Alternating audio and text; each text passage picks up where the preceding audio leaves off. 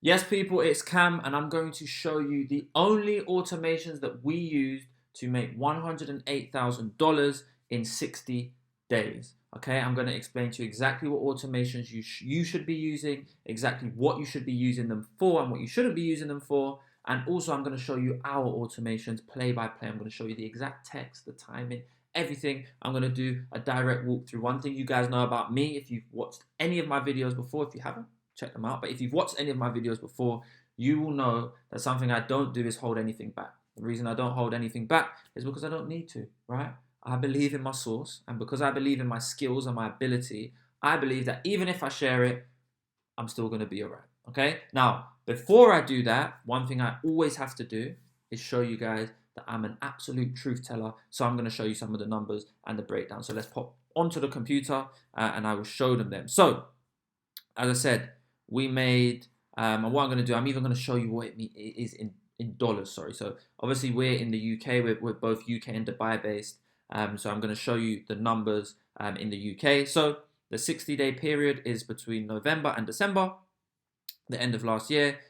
So we made £55,995 in November, and then we made £30,000 in December. Obviously, we had December was a little bit slower than normal just because of the Christmas period. People didn't want to buy as much as they normally would. So that totals to be £85,995. And one thing you know about me, man, I can't lie in my videos, I can't lie in my raps. So that is $108,000 in that 60-day period. Okay, so without any further ado, let's jump into the only automation that we use to make our high ticket business $108,637 in 60 days. Okay, so first thing that I want to touch on is that automations are killing your business.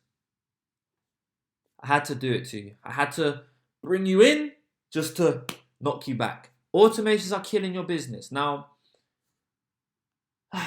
they're killing your business. I'm going to explain why. Yeah, I was going to rant, but I didn't. Yeah, I saved you guys. Now, humans are better than automations. Always. A human connection in a sales process is way better than automations. Now, the best example I can think of this isn't actually within sales, but it's still in human relations. So, have you ever had an app or a software and you've got some problems with it and you're trying to troubleshoot the problems and you go onto like a live chat? You think, oh, brilliant, live chat. Let me talk to these guys. They're going to help me solve my problem. And you go on there, you type in your problem, and it's just a bot that's replying to you. And the bot replies. Now, these automations are better than the automations that we're going to be able to use. These are billion-dollar corporations. Yet still, we are frustrated. Okay? Now, if you're frustrated from a customer service standpoint, imagine a sales standpoint. You're frustrated. You've already spent money. You're going to stay with these people. You spent money. You're their customer. You probably like their service. You are going to be asking people to buy from you guys, and you're using automations. You're not using a human touch, right? Now, you can do that. Don't get me wrong. In fact, everyone watching this video, please do that. Please use automations. Because what I'm going to do is I'm going to come around and be a human being, and I'm going to take all your customers. Okay? So my advice would be not to do it. But really, if you do it, it doesn't impact me, right? But anyway, so let me touch on it, okay? I want to touch on what automations, what you should do, okay? So the problem is that you are trying to substitute automations with being a human. That is not what you can do with automations. They do not replace you. First thing I want you to know, automations do not replace you. They can't replace you. It's impossible for an automation to replace you.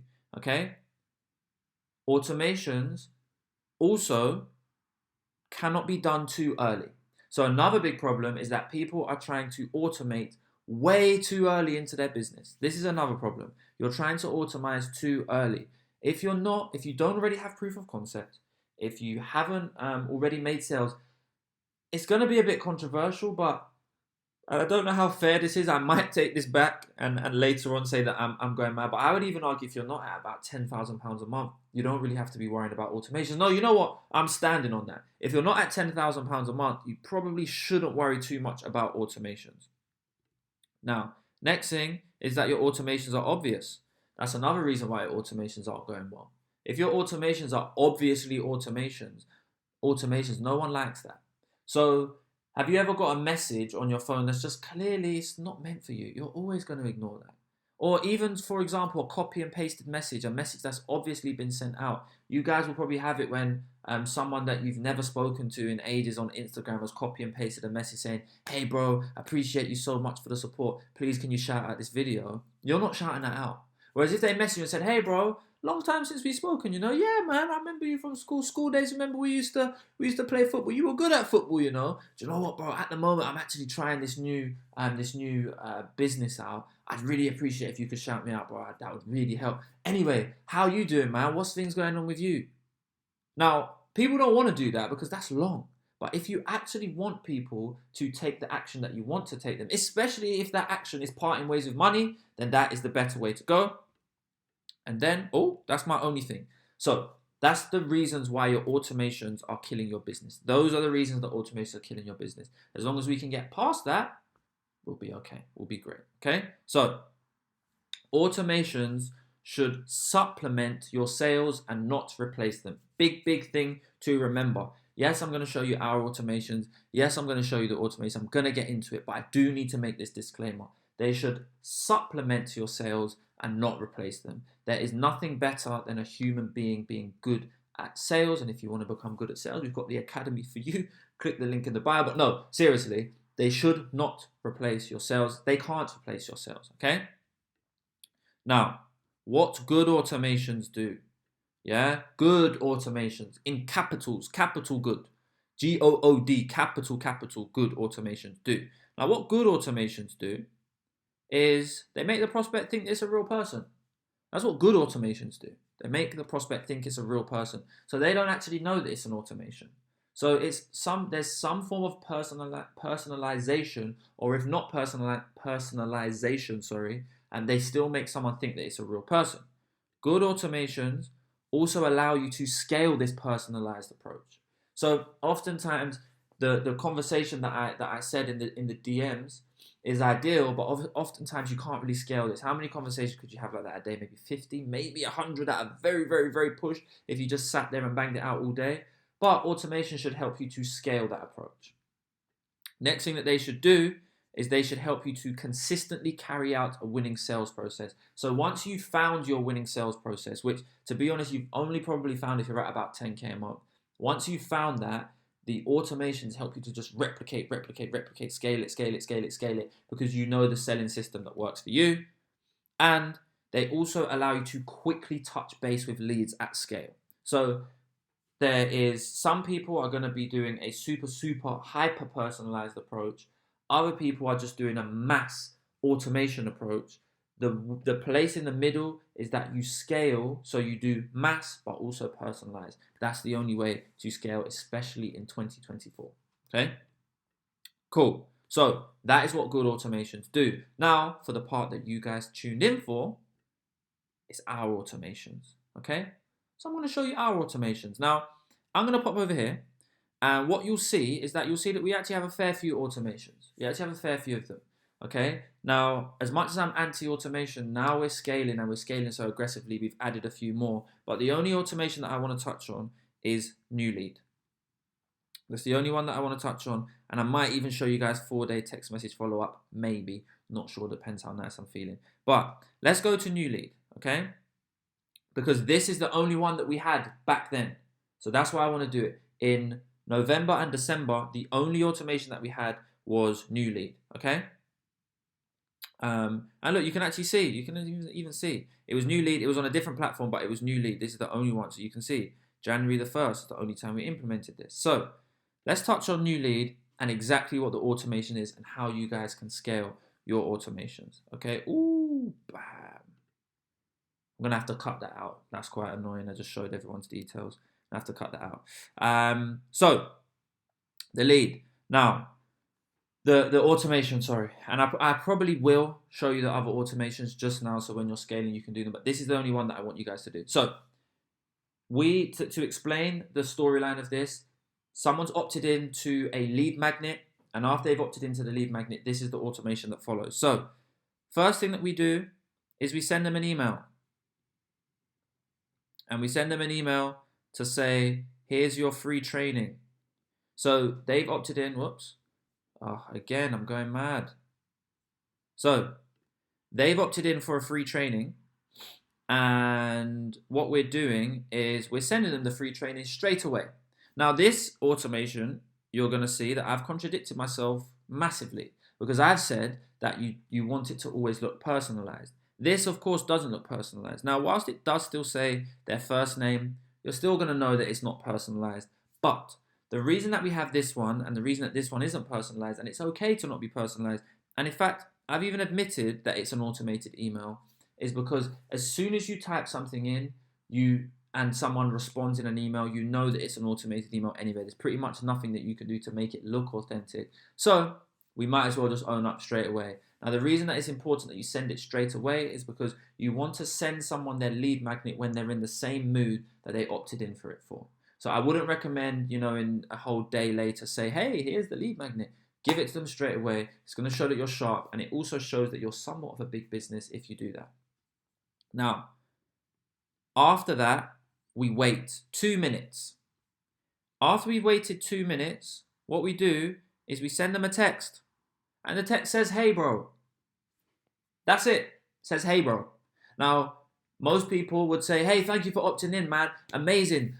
Really good that you opted into our lead form. Out of interest, how much do you... Too much. Hey, bro. That's it. Now, the reason that we're able to say hey, bro, is because this particular lead magnet is only targeted towards men, so we can get away with saying hey, bro. But you want to say something that seems natural. Now, you might argue and say that hey, bro doesn't seem professional. And you're absolutely right, it doesn't sound professional. But do you know what is super professional? The amount of money that it makes us. Yeah, so I'm not worried about sounding too professional. Now, next thing that we do is we wait 0.2 minutes. Now, I don't know how much 0.2 minutes is. That is 12 seconds, I believe, if my maths is good. So we wait 12 seconds, and then we send them another text. Now, the reason that we wait is because in real life, when you're texting, one, people very rarely send big bulk of text messages, a big paragraph of text messages. And the second thing is you can't send. It takes time because I'm typing, right? Like I said, you've got to look real. My next one says, as promised, here's your free training video. Again, looks quite natural. If I was to text someone, if I was actually someone manning the phone, I'd say, hey bro, as promised, here's the free training video. That's the text I would send. We go another step. We wait another, this one's less. This one's 0.1. This one is, we wait 6 seconds. Now, after we've waited 6 seconds, we say, it's Cam from the CTC Remote Sales Academy, BTW. Now, the reason that I do that is because they probably don't actually know who this is, even if you text super quickly, because it's been 2 minutes since they've opted in. And the reason I say that is just so they know it's me. I'm introducing myself. But again, if I would have said Cam, CTC Remote Sales Academy, again, cheesy. People don't really text like that. So instead, I say it's Cam from the CTC Remote Sales Academy, BTW. By the way, that is how I would text. And to be honest, it's not even how I would text, but it's how people think that they would receive a text message. So that's what I do. I lean into that and make it seem like it's something that is authentic. Now, again, you might turn around to me and say that this isn't professional. And again, I'm going to tell you that it isn't professional. It is professional, but it's not the most professional way to send a text. You might want to structure it in paragraphs, but people don't do that. So unless you're a lawyer or a doctor, for example, this is a way that people respond a lot better to because they think it's a real person. A human-to-human connection is way better than a stuck-up, kind of posh, perfectly written out thing. Now, next thing I tell them is, I'm going to get someone from the team to call you within the next 12 hours to chat to you about the next steps. The reason I say this is because we're going to call these people. And because we're going to call them, we need to let them know that we're going to call them. Okay? Now, instead of saying, expect a call in the next 12 hours, I'm letting you know that we're going to call you in the next 12 hours, by the way, and I'm going to get someone on the team to give you a call. Just to let you know. Then, the last text, again, we wait again, another 12 seconds. And then the last text is, let me know once you've watched that video, though. Again, this just seems realistic. I've even seen some people go as far as typing something and then putting star, as in typing something and sending it wrong with a typo, and then in the next text they say star and actually spell it correctly. That's how far I've seen people go to make it look like a real person. Now, I'm not going that far, but you get the point of what they're doing. Now, the reason that I've asked let me know once you've watched that video, though, is because I want people to reply to me. If you reply, then that is perfect. If you reply, you automatically stick yourself out as a red hot lead. And again, if it was an automation, you wouldn't ask someone if they've watched the video though. So again, this is all me just blending in. This is all me trying to look like a real person, okay? Now, this is the automation that we send them. And then do you know what we do after this? We don't send them another one for another 3 days because we pick up the phone and we call them. That's the only way that you're going to make money. We pick up the phone and we talk to them. Now, there is no automation for that. I don't use AI for that. I don't try and get people through the funnel without having to talk to them and email, listen, if I do. No, I pick up the phone and I say hi and we speak because that is the best way to get conversions, to speak. And I'm always going to say, and I'm going to die on that hill, that is the best way to get conversions. Now, what I'm actually going to do is I'm going to bless you guys and I'm actually going to show you one more. So stop on response. There's not really a need to show you that. That's basically an automation that stops sending you messages once you've replied, because obviously if someone's replied, we don't continue to want to send them the next message because they might have said something else. New lead. Long-term nurture is just quite simply, it's a very new one that we've done, but it's just an email flow. But this is for people who aren't really interested. It's just an email list type of flow. Booked call. Very, very simple. Let me show you booked call. I'll quickly show you booked call. So for everyone that does book a call, what we do is we send them an email that says call confirmation. Again, straight away, the emails don't have to look as personalized. The SMS will say thank you for booking your call. And then what happens is we just send them a text a day in advance. See you tomorrow. Then we send them a text an hour in advance. Your call's in an hour. And then we send them a text and an email 10 minutes in advance. Now, whilst we do that, because these automations don't look like real people as much, I still get our setters to go in there and text people saying, hey bro, you all good for that call in 5 minutes? I still get my setters to call. So even though we have these automations, they're supplementing the sales team.